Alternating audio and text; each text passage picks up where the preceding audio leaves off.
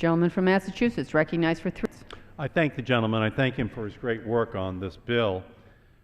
Despite the best efforts of Republicans in Congress, our nation has actually made significant progress over the last several years protecting the health and the well-being of Americans.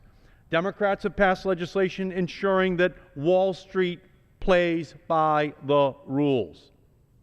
They can't continue to turn it into a casino where the rich clean up on the way up and the poor get cleaned out on the way down.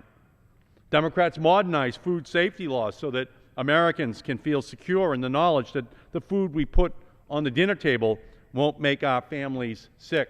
Democrats pass legislation to protect the privacy of Americans' sensitive health information. But all of these laws are still in the process of being implemented. That's what's bothering the Republicans here today and all of their supporters across the country. They cannot go fully into effect to work for the American people until those regulations are finalized. Republicans are determined to keep these vital health and safety and consumer protections from reaching the finish line to offer protection for ordinary families. GOP used to stand for Grand Old Party. Now GOP stands for Gut Our Protections. I released a report today called Protection Rejection. GOP abandons consumer and health and safety measures across the board. It describes the safeguards that would be jeopardized under this misguided legislation. If you're a wounded veteran needing home care, it will be harder for your family to take time off work to care for you.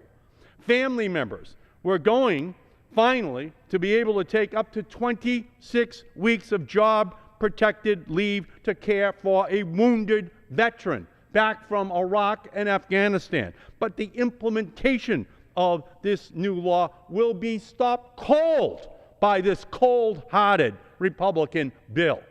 The bill prevents new fuel economy standards, increasing our dangerous dependence on foreign oil, forcing families to pay more at the pump, rather than a law that backs out 4.3 million barrels of oil a day from OPEC, telling them that we don't need their oil any more than we need their sand. They're saying stop those regulations from going into effect.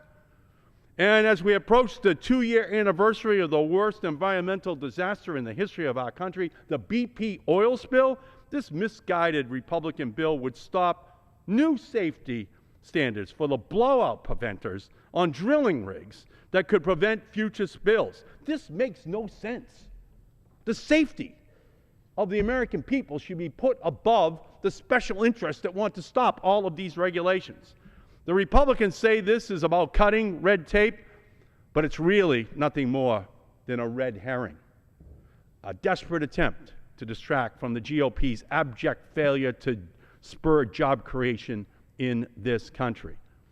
There are so many red herrings out here, we might as well put an aquarium here, to deal with all of them that the Republican Party is throwing out here on this bill. We must not allow this Republican regulatory freeze bill to set consumer protections back to the ice age. There's simply too much. I grant the gentleman an additional minute.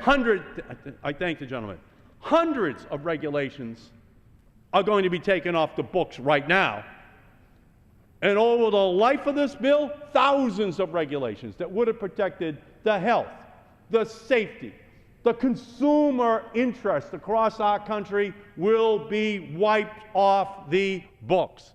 This is a wholesale destruction of the protections that ordinary people need against wealthy corporations taking advantage of them in their homes, in their neighborhoods.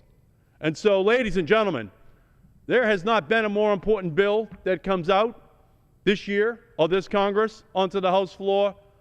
All of you have access to this report I'm putting out here today. Protection Rejection. GOP abandons consumer health and safety measures. It's on my website. If you want to understand the full damage that's going to be done across all of these areas, from Dodd-Frank to health care to food safety to privacy protections for families across our country, vote no on this bill. Gentleman from California. Madam